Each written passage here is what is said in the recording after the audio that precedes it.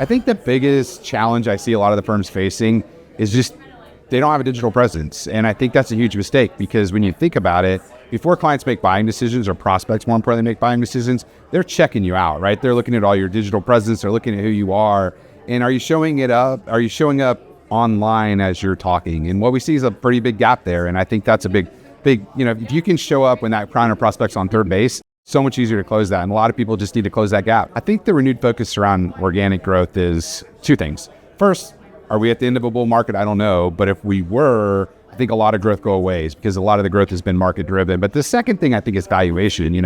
As the space matures and investment banks and private equity and everybody comes into the space, what we're seeing is those that don't grow are getting a much lower valuation. So that gets everybody's attention, right? Everybody wants to sell at that top tick. I think 2026 is going to be interesting, right? I think you're going to see two things. Pedal to the metal on M&A. I don't think it's going to stop. I think there's more capital coming in. I think you'll see valuations. I don't think you'll see them increase, but I think you'll see them be consistent and constant.